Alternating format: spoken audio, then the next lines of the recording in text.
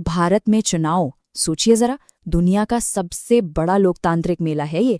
करोड़ों वोटर्स, हजारों उम्मीदवार। लेकिन सवाल ये है कि इतनी बड़ी, इतनी उलझी हुई प्रक्रिया को निष्पक्ष यानी फेयर कैसे रखा जाता है? तो आखिर कौन है जो ये पक्का करता है कि दुनिया के सबसे बड़े लोकतंत्र में चुनाव पूरी तरह से आजाद और निष्पक्ष हों? इसका जवाब किसी एक इंसान या किसी संस्था में नहीं, ये तो हमारे संविधान के अंदर ही छिपा है। और वो जवाब है अनुच्छेद 324। ये भारतीय संविधान का वो पन्ना है जो भारत के चुनाव आयोग को यानी इलेक्शन कमीशन को आज़ाद और निष्पक्ष चुनाव कराने की सबसे बड़ी ताकत देता है। असल में यही वो बुनियाद है जिस पर हमारी पूरी चुनावी व्यवस्था खड़ी है। तो चलिए थोड़ा और गहराई में चलते हैं और समझते हैं कि इस आर्टिकल से ये शक्ति आती कहाँ से है और ये हमें किस बात की गारंटी देता है। देखिए, अनुच्छेद 324 चुनाव आयोग को 3 मेन पावर्स देता है: अधीक्षण, निर्देशन और नियंत्रण। अब ये सिर्फ भारी भरकम कानूनी शब्द नहीं है। इनका सीधा सा मतलब है कि चुनाव की तारीखों के ऐलान से लेकर नतीजों की घोषणा तक A to Z पूरी की पूरी प्रक्रिया इलेक्शन कमीशन की देखरेख और उसके कंट्रोल में होती है। लेकिन सिर्फ पावर होना ही तो काफी नहीं है ना? इस पावर का निष्पक्ष होना, बिना किसी भेदभाव के इस्तेमाल होना भी उतना ही जरूरी है। तो अब देखते हैं कि यह आर्टिकल कैसे कमीशन की आजादी को पक्का करता है। पहला और सबसे जरूरी पिलर है स्वायत्तता यानी ऑटोनॉमी।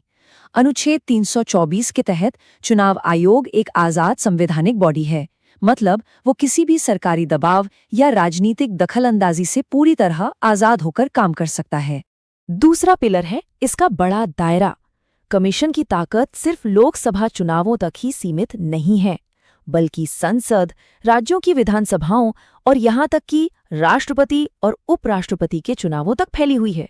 ये इसके दायरे को वाकई बहुत विशाल बना देता है। और तीसरा पिलर है पूरा कंट्रोल। ये कमीशन को चुनाव के हर छोटे बड़े पहलू को मैनेज करने, उसे डायरेक्ट करने और उसकी जांच करने की असली पावर देता है। तो बात यह है कि कमीशन सिर्फ सलाह देने वाली संस्था नहीं, बल्कि वो एक एक्टिव मैनेजर है जो जमीन पर काम करता है।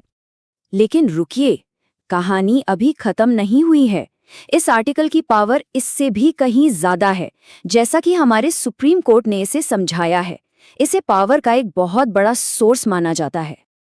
अब जरा एक बात सोचिए, क्या हो अगर चुनाव के दौरान कोई ऐसी अजीब सिचुएशन आ जाए जिसके लिए कोई कानून ही न बना हो? जब कानून चुप हो तब क्या होगा? और यहीं पर सुप्रीम कोर्ट की व्याख्या गेम चेंजर बन जाती है। कोर्ट ने साफ कहा है, जहां कानून मौन है वहां अनुच्छेद 324 आयोग को सही फैसला लेने की अनलिमिटेड पावर देता है। ये एक बहुत ही पावरफुल बात है। इसका मतलब है कि कमीशन कानूनी खालीपन को भर सकता है और निष्पक्षता बनाए रखने के लिए जरूरी नियम बना सकता है। इस तुलना से सारी तस्वीर साफ हो जाती है। जब अनुच्छेद 324 है तो पूरी प्रक्रिया राजनीतिक दखल से आजाद रहती है और आयोग उस सिचुएशन में भी काम कर सकता है जहां कानून नहीं है। लेकिन अगर ये ना हो तो सरकारी दबाव का खतरा बढ़ जाता है और पूरी चुनावी प्रक्रिया में कन्फ्यूजन और कमजोरी आ सकती है। तो अब सवाल ये उठता है कि आखिर ये एक आर्टिकल हमारे लोकतंत्र के लिए इतना जरूरी क्यों है?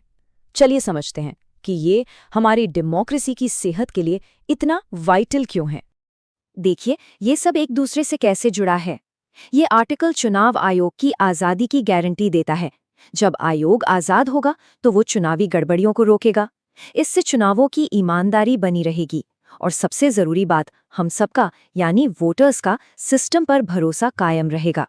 तो सीधी सी बात है, ये वो एक संवैधानिक खंबा है जो ये पक्का करता है कि हमारी पूरी चुनावी प्रक्रिया शुरू से आखिर तक आज़ाद और निष्पक्ष रहे। ये हमारे लोकतंत्र की रीढ़ की हड्डी है। तो आखिर में ये एक बड़ा सवाल छोड़ जाता है कि कैसे सिर्फ एक अनुच्छेद किसी पूरे लोकतंत्र की